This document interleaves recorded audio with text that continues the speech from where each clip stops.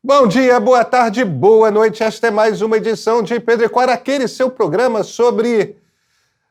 Não faz com que a Cora comece a falar sobre política americana ou francesa, por favor. Pedro e Cora, como vocês sabem, toda terça-feira, toda quinta-feira, no YouTube do Meio, na sua plataforma favorita de podcasts. Eu sou Pedro Doria, aqui ao meu lado está minha grande amiga Cora Rora. Cora, eu prometo que eu não vou pedir para você falar de Joe Biden. Não adianta, eu não consigo falar de outra coisa. Eu estou indignada. Eu acho que a Cora vai falar de Joe Biden. Bem.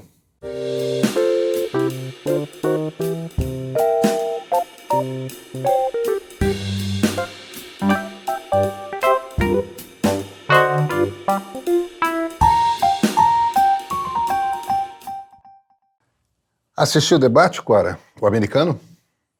Olha, a uma certa altura entrei embaixo do sofá de tanta vergonha, perturbação, tudo me deprimiu.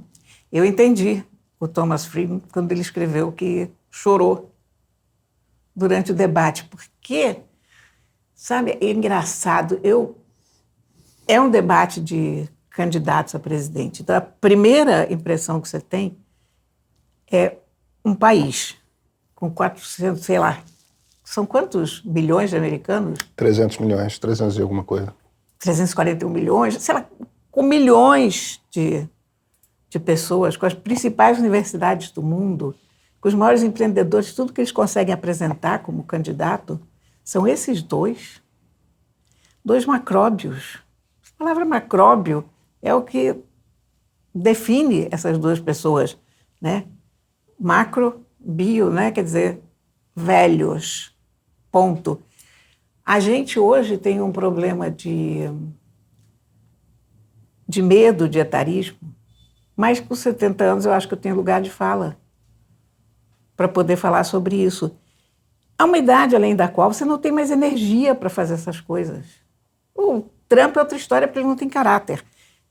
Nunca, em nenhum momento da vida dele, ele foi figura recomendável para o que quer que seja, na minha opinião. Mas professores são obrigados a se aposentar com 70 anos. Diplomatas, funcionários públicos têm que se aposentar com 70 anos. E eu entendo por quê. Eu tenho 70 anos, eu vou fazer 71. A gente perde energia. A gente começa a ficar prudente demais. A sabedoria que a gente adquire pode ser muito útil para dar conselhos para os mais jovens, para orientar, eventualmente, um governo. Sim, acho que, nesse aspecto, é importante você ter um painel de pessoas de todas as idades. Mas você não tem mais a cabeça, a energia, a disposição, a paixão para ocupar um cargo tão importante. E, durante esse debate, eu nem consegui ver o Trump, porque eu fiquei tão angustiada com o Biden que o que o Trump falava ou deixava de falar não entrava por um ouvido e saía pelo outro, porque você estava vendo o Joe Biden ali completamente incapaz para o cargo. Eu acho que vale a pena a gente dissecar um pouco essa performance. O Trump é o Trump, mentiu em quase todas as respostas dele. Às vezes as pessoas ficam ali, mas por que a imprensa não faz fact-checking ao vivo, né? Não confere os dados? É porque ele fala tanta coisa, e como tem mentira em todas as respostas, realmente não dá tempo de você checar todas as informações com acurácia ao vivo. Dá trabalho, checar uma informação não é uma coisa de procurar no Google rapidinho, você tem que procurar um especialista, é complicado. Mergulhar num relatório não é trivial.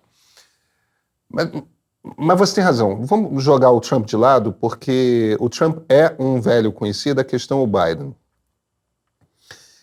Eu acho que existem muitas maneiras diferentes de chegar aos 80 anos. Eu convivo com pessoas de 80 anos que não estão como o Biden. O Trump não está como o Biden. Olha, a minha mãe foi campeã mundial de natação aos 99. Então, eu tenho a mais clara noção de que é possível você envelhecer muito bem. É, Mas eu acho... A idade bate de formas diferentes em pessoas diferentes. Mas aí é que está. Quando você tem...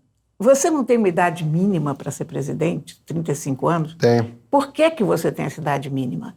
Porque, em alguns casos, você tem um grande líder aos 20 anos. Você tem um cara que é excepcional. Mas parte do princípio que é preciso de alguma experiência de vida. Exato. E eu acho que, para um cargo tão importante, você tem que ter uma baliza, porque a gente não está falando das exceções, a gente tem que falar das regras. Aí que eu acho que vale a gente... É uma questão humana, porque você via... Não, eu concordo olha, eu com vou você. dizer, o negócio é o seguinte, eu via o Biden, então naquela época que ele empacou no Medicare ali, eu tive vontade, era uma agonia tão grande que eu tive vontade de chamar um veterinário para sacrificar, para acabar com aquela agonia em praça pública. Eu não estava vendo o candidato a presidente, estava vendo um velhinho submetido a uma tensão e a um ridículo e a uma exposição desnecessários. Tem algumas características ali. Ele tem duas características que estão ligadas à idade. E isso se mistura com uma terceira característica, que é uma característica dele. Primeiro, ele tem aquela coisa que algumas pessoas têm, que é ele se locomove devagar. Ele anda devagarzinho. Ele tem aquele passo de um pezinho depois do outro, né? De velhinho. Nem todo mundo nessa idade tem, mas ele tem. Sim, mas ele... Ele tem. Vamos usar a palavra certa? Eu não tenho medo de ageísmo, etarismo, ou como as pessoas queiram dizer. A gente hoje diz, e eu acho bacana que se diga, que a mulher é o que ela quiser ser, as pessoas são o que elas quiserem ser. As pessoas não são o que elas querem ser. Eu queria ser uma escaladora do Everest. Não posso, não vou conseguir. E se eu for me meter lá, eu vou me dar muito mal. E além de me dar muito mal, eu vou botar um monte de gente em risco. Mas isso não é nada, porque eu sou uma pessoa. Né? Então, eu quero ser presidente da República. Ok, todo mundo quer. Parece que nesse momento ninguém quer, porque se os dois que sobram são aqueles ali, mas enfim. Ok, mas não pode, não tem mais as condições. É velho, a palavra velho existe e tem que ser usada quando você está diante desse fenômeno. O segundo ponto que ele traz ele tem aqueles momentos de branco. Tem. E quando eu digo branco, não é só o branco de se perder no raciocínio. Às vezes, quando alguém está falando alguma coisa, e quando a imagem ficava dividida, mostrando dois candidatos, o Trump falando, tinha os momentos do Biden que ele ficava... Ele desligava. Ele desligava, e aquilo é um troço profundamente aflitivo, que, tipo, ele está prestando atenção, ele está desligado, ele está indo para outro lugar, o que está acontecendo ali na cabeça dele? Porque é como se ele estivesse alheio. Aí tem a característica dele, que ele foi gago na juventude, na infância e na juventude. E como um cara com uma baita de uma força de vontade e se dedicou a isso, ele resolveu o problema, né? Ele se treinou para não ser gago. Mas isso é uma coisa que está ali, está presente nele. E está voltando. O stutter, né? Está voltando. Então ele tem vários momentos em que ele repete ele fala uma frase e ele repete a mesma frase. E repete a mesma frase. E repete a mesma frase. E não por ênfase, mas por preencher aquele espaço que é uma coisa fisiológica mesmo. E, obviamente, o raciocínio dele está mais lento. Não é que ele esteja ficando senil no sentido de perder a noção da realidade. Não. Mas o raciocínio dele está mais lento. Ele está pensando mais devagar. E aí a gente pega isso, Cora. Tanto que, sob pressão, ele mistura bilhões com milhões, trilhões com bilhões, ele sai... No fim das contas, ele tem um momento que ele fala: nós derrotamos o Medicare. É inacreditável. Que é um projeto democrata que é um plano de saúde para pessoas com mais de 65 anos obrigatório que o governo garante, os Estados Unidos não têm saúde pública, né? Não tem SUS nos Estados Unidos. Então, se todo o sistema é privado e caro, você com 65 anos, de repente, está aposentado, às vezes as pessoas precisavam trabalhar só para... Era um troço horroroso até os anos 60, quando inventaram esse negócio. Então, ele tem umas frases, ele tem umas construções que não fazem nenhum sentido. E aí você pensa num cara cujo trabalho te obriga a acordar 4:30 da manhã para ler coisa que não acaba mais. Porque são pancada de relatórios. Uma vez, tanto o Clinton quanto o Obama, nas autobiografias que escreveram, falam da quantidade de coisa que precisavam ler todo dia para ser presidente. Saiu um monte de matéria a respeito da aflição que os caras da CIA... A CIA tem entre seus trabalhos fazer um briefing diário para o presidente da República. E esse briefing diário, quer dizer, o que a inteligência está acompanhando hoje e que é importante, é precedido de um relatório mais longo. Então a ideia do briefing diário é ir lá um cara da CIA que faz a leitura do mais importante para o presidente, mas o ideal é que o presidente tenha lido o relatório, porque não é só uma coisa de espionagem, tá? É análise de o que está acontecendo de importante politicamente no mundo. O ideal é que o presidente tenha lido o relatório para ele fazer as perguntas mais contundentes, ele trazer o foco da agência para onde que ele acha que é importante, tudo mais. Então, saiu um monte de matéria dizendo da aflição que o pessoal da CIA tinha com o Trump, porque o Trump não lia nada. E isso era um problema para os agentes, porque isso quer dizer que no briefing eles tinham que botar mais informação. Enfim, o ponto é, você acorda 4:30 da manhã, até 9 horas da manhã você tem que ter lido uma quantidade abissal de documento, entre eles esse relatório da CIA. Aí começa reunião, não tem uma reunião que a decisão não seja importante pra cacete. Porque quando tem uma decisão que ninguém pode tomar, que não um presidente da República, só é decisão gigante, Cora. É verdade. Se é uma decisão que o ministro não pôde tomar, entendeu? Se é uma decisão que o Chief of Staff, né, que é o cara que coordena todo o governo e tem certeza de que os ministros estão todos trabalhando e tocando uma mesma política pública, que é o nosso ministro da Casa Civil, né? Se não é uma decisão que o Chief of Staff, quando chega para o presidente tomar, são todas decisões gigantes. E cada reunião dessas tem uma decisão gigante para tomar. É tudo delicado, é tudo difícil, é tudo complicado, é tudo grande. E você tem que ficar tomando decisão grande até 10 horas da noite. A Casa Branca, da maneira como ela é construída, com a West Wing, onde tem o trabalho, e a East Wing, onde tem a residência, né? A ala oeste, a ala leste, ela não é construída para ser residência e local de trabalho à toa. É para poupar tempo. É para o cara já acordar no trabalho e sair da sala de trabalho para a cama. Literalmente, porque tudo... Esse negócio de ser presidente dos Estados Unidos é uma quantidade de trabalho abissal, presidente do Brasil também, tá? É só que no caso dos Estados Unidos, cada decisão que você toma afeta a economia do mundo todo, afeta a possibilidade de guerras no mundo todo, afeta... E aí você vai botar um cara que está pensando devagar, que não está conseguindo pensar rápido... Não tem energia mais. Esse é o problema. Quer dizer, quando se espera que um candidato a presidente tenha 35 anos, se parte do princípio que ele tem que ter um mínimo de experiência de vida. O que faz todo sentido.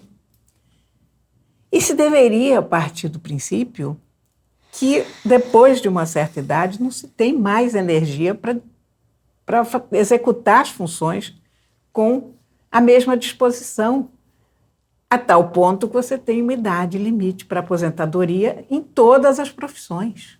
Então, justamente para presidente, que é essa coisa importantíssima que pode determinar o destino de um país, ou do mundo inteiro, no caso, você não vai ter nenhuma barreira de idade. Não pode, não tem lógica, porque se nós estamos de acordo com o fato de que a pessoa mantém a lucidez, a energia, a dinâmica de pensamento em todas as idades, então por que a gente manda as pessoas se aposentarem nas outras profissões? Por que as pessoas não podem trabalhar, até onde bem entendam, nas outras profissões? Eu sei que há uma ideia na aposentadoria dos servidores públicos, enfim, que se cria espaço para os mais novos, porque se as pessoas ficam trabalhando indefinidamente, você não cria novas vagas, você não cria novos espaços para as pessoas mais jovens. Mas as lideranças políticas também. Sabe, tem um comentário do Ezra Klein, que é um jornalista do New York Times, que eu achei super interessante, que é um argumento novo na história, que é o seguinte: um dos trabalhos do presidente da República é explicar as coisas com clareza e convencer as pessoas de que um determinado caminho é o caminho certo. Se comunicar bem é uma função, é um traço fundamental para alguém que aspira a ser presidente Sim. de qualquer república. O Biden não é uma pessoa que tenha mais a capacidade de se comunicar bem, de construir um argumento e de convencer as pessoas de que ele está certo. E isso é fatal, como que algumas pessoas falavam, não, ele de fato não tem mais a mesma energia para fazer uma boa campanha, mas isso não afeta a maneira como ele vai presidir o país. Afeta. Afeta. E aí usa-se muito o argumento, mas aí você vê os comícios, o State of the Union ele foi muito bem, ele fez no dia seguinte um comício super energético e tudo mais. A coisa que ninguém está observando é o seguinte: com teleprompter ele fala bem, mas aí ele não precisa construir o raciocínio enquanto ele está falando. Ele está lendo algo que ele já previamente leu. E sim, aí ele pode gastar a energia dele demonstrando vitalidade e energia. Ele não precisa ter aquele gasto de energia para pensar o que ele vai falar e falar. De novo, não é senilidade, não é que ele esteja ficando gagá. Não tem indício de que ele está ficando gagá. Mas ele está mais lento, Cora. Olha aqui, há uma confusão geral em relação às palavras, porque a gente tem fugido de certas palavras na comunicação contemporânea e por isso a gente acaba confundindo tudo. Você estar velho não significa você estar gagá. São duas coisas completamente diferentes. Velho não é uma ofensa, velho é uma constatação. A falta de energia da idade é um fato. Mas não significa que a pessoa esteja gagá, significa que a pessoa está traçando o seu arco de vida. Ela nasceu, ela cresceu, ela amadureceu e ela está envelhecendo. A alternativa é pior. Agora, tem profissões em que você não pode se dar ao luxo de não ter uma energia vital top. Porque olha o que você tem na mão nesse momento no mundo. Você tem inteligência artificial, que a gente não tem a menor ideia para onde vai. Você tem uma virada política na Europa séria. Você tem a guerra da Ucrânia, você tem a guerra do Oriente Médio. Você tem não sei quantos problemas na África. Olha aqui, teve até aquele golpe ridículo na Bolívia. Na Bolívia, que, bom, não tem nenhuma importância, é um golpe ridículo, mas enfim. Mas para você entender o que é a inteligência artificial, já é tão complicado. É preciso uma pessoa com tal agilidade mental nesse momento para dar conta de tudo que está na mesa. Sabe? Aí eu vou te dizer o seguinte, eu acho que o Biden está sendo extraordinariamente egoísta. Faz parte, o Biden fez uma presidência muito boa, fez um governo muito bom, mas faz parte de você ser bom político, você conhecer as suas limitações E você saber quando você sai de cena. Não sei se político, mas certamente um bom líder. Um bom líder, definitivamente. Ele tem que saber quando... E, aliás, veja a Marine Le Pen, que é bem mais nova do que eles, e botou o jovem Bardella lá na frente. Mas é porque ela quer ser presidente. Eu sei, mas está abrindo um caminho para... É isso. Para as novas gerações, para as novas lideranças, para refrescar o seu partido. Eu não sou fã dela, mas ela agiu espertamente aí. É que no Brasil nós temos o mesmo problema, ninguém quer abrir mão da sua liderança, e caso do PT, você não tem novas lideranças aparecendo. A cúpula do PT está envelhecendo os olhos vistos. Pois é. Então, cara, isso vai me apavorando, porque também eu acho que há uma desconexão com a realidade que vem muito disso. Vem muito de você estar vivendo, porque por mais que você seja uma pessoa velha, antenada ao seu tempo, você nunca está antenado só a esse tempo. Você tem aquela história, no meu tempo, lembra? Eu não falo no meu tempo nunca, porque eu acho isso um atestado de velhice, Mas uma pessoa que está presa ao seu tempo, eu acho, por exemplo, que aqui no Brasil, a gente se ressente extraordinariamente dessa visão de esquerda do Lula, que é a visão do tempo dele. O mundo mudou. A gente não tem um Gabriel Boric, né? Não temos, e isso é sério, porque a continuar nesse caminho, você vai eleger quem, né? E é o caso nos Estados Unidos. Então, eu ponho muito a culpa dessa situação toda nos partidos de esquerda que não estão sabendo entender como a banda toca, o que está acontecendo no mundo. Não vou dizer que o Partido Democrata seja um partido de esquerda, mas... Não, mas nos Estados Unidos é. Mas é um partido progressista, mais liberal. Agora, olha aqui. O Trump se elegeu graças a eles. Porque no momento que os eleitores estavam cheios da elite e dos Clinton, quem é que eles botam lá? Hillary Clinton era a pessoa mais antipática, com mais arestas. Qualquer outra pessoa teria ganhado do Trump.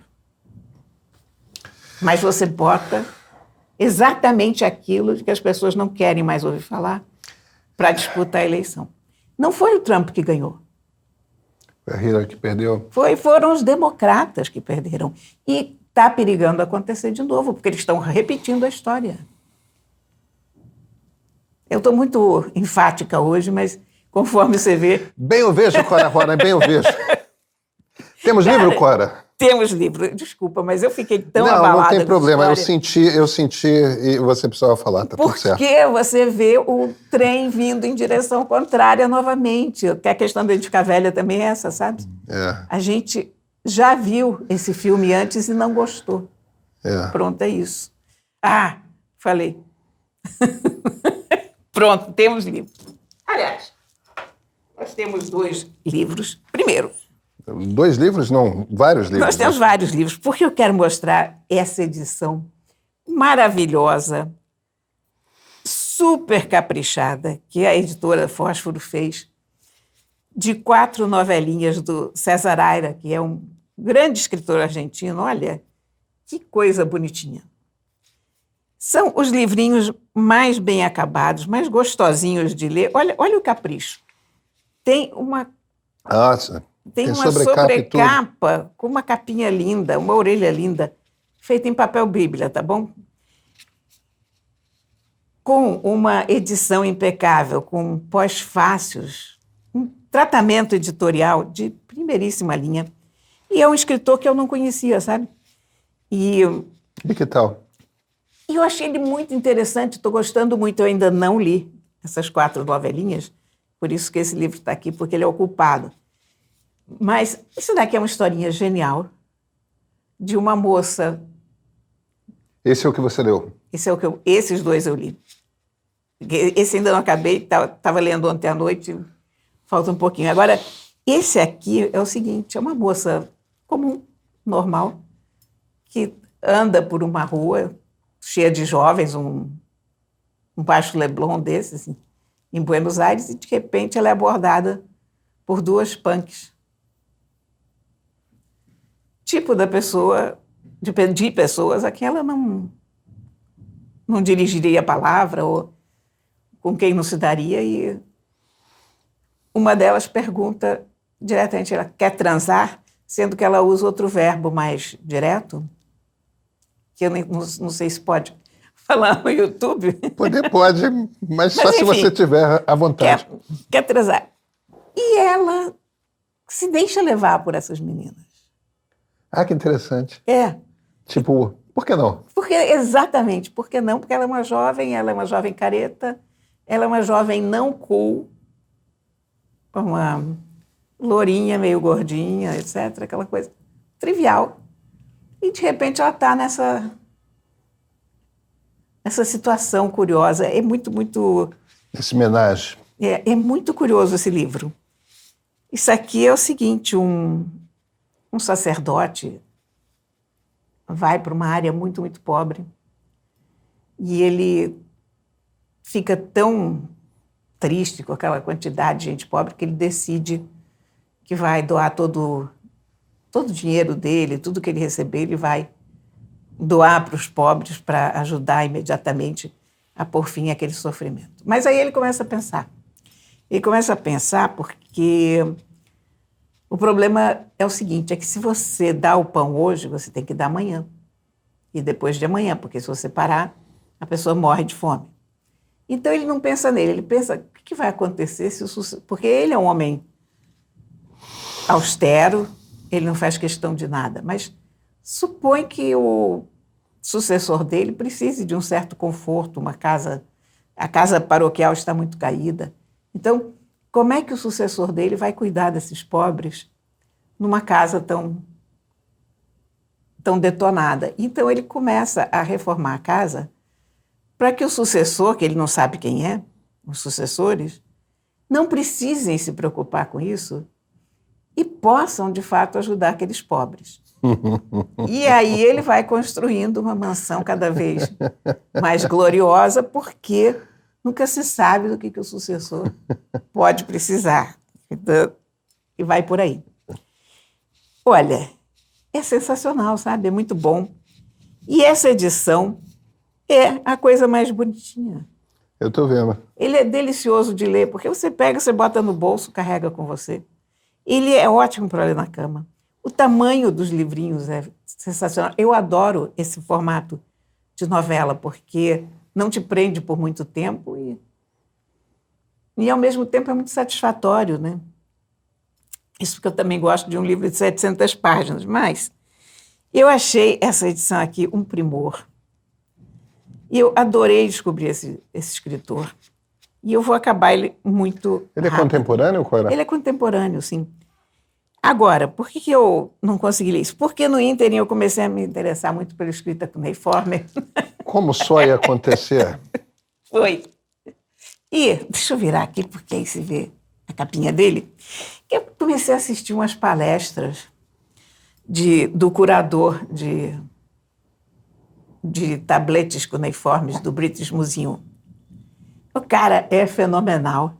Acho que é bom a gente explicar que a gente está falando do início da escrita, que era tudo feito em tabletes de argila, o início, ali no Crescente Fértil, né? Norte da África e no Oriente Médio, basicamente, ali. No Iraque, né? Na Mesopotâmia. Isso. Na Síria. A culpa é deles, começou lá. Esse camarada, Evan Finkel, parece ter saído diretamente daqueles tempos que ele tem uma barba branca, um cabelo branco, é um tipo esquisito. Mas ele dá um banho nesse assunto. Ele transforma aquela época e a escrita cuneiforme em coisas tão interessantes que você fica morrendo de vontade de pegar um avião, ir para Londres e começar a estudar a escrita cuneiforme imediatamente. E eu não podendo fazer isso, porque ao contrário do Biden, eu conheço as minhas limitações, eu fiz o que era possível. Eu mandei vir esse livrinho aqui, que é uma edição do British Museum, sobre escrita cuneiforme. que seria um cuneiforme para dummies, sabe? Popular cuneiforme para burrinhos. Para idiotas, cuneiforme para idiotas. É o básico do básico da escrita cuneiforme. Mas é um livrinho lindo, com fartas ilustrações, em que ele explica tudo sobre a escrita cuneiforme. Te dá até dicas para praticar escrita cuneiforme. O que mais eu estou recomendando esse livrinho pelo seguinte, porque eu fiquei surpresa com o preço e com a velocidade com que ele chegou. Porque eu encomendei ele há pouquíssimos dias, ele chegou em 2 ou 3 dias na Amazon, e ele custou R$64. Já devia estar no estoque aqui, Cora. Pois é. E aí isso me deu um certo nó na cabeça, porque não me parece que a escrita cuneiforme esteja bombando nos best-sellers, mas evidentemente está. Quer dizer, há mais gente interessada na escrita cuneiforme. O algoritmo da Amazon diz que esse livro tem que estar aqui no Brasil porque tem procura. Pois é. Eu não sei se é por causa da escrita cuneiforme ou por causa de ser parte da série do British Museum. Essa é uma série muito bacaninha de livros. Eu, quando comprei a Armadura de Rato, lembra? Lembro. Então, eu mandei vir um desses Aliás, já livros. chegou essa Armadura de Rato? Não, minha Armadura de Rato ainda nem começou a ser feita. É um processo muito demorado. É que eu não lido muito com armeiros. Mas tem muito rebite, tem todo o enfeite, tem todo o projeto. O meu armeiro está terminando o projeto dele do gato de Sutton Hoo. Agora está fazendo o escudo. É um sonho aquela armadura. Um sonho.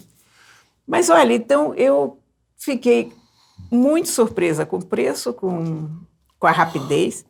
E para quem lê inglês, e para quem se interessa por escrita cuneiforme, ou para quem gosta dessas publicaçõezinhas do British Museum, eu recomendo muito, porque são ótimos livrinhos para você entrar no assunto e aprender bastante coisa mesmo. E o texto dele, evidentemente, é maravilhoso, porque uma pessoa que fala tão bem acaba escrevendo muito bem. Ele é um grande professor.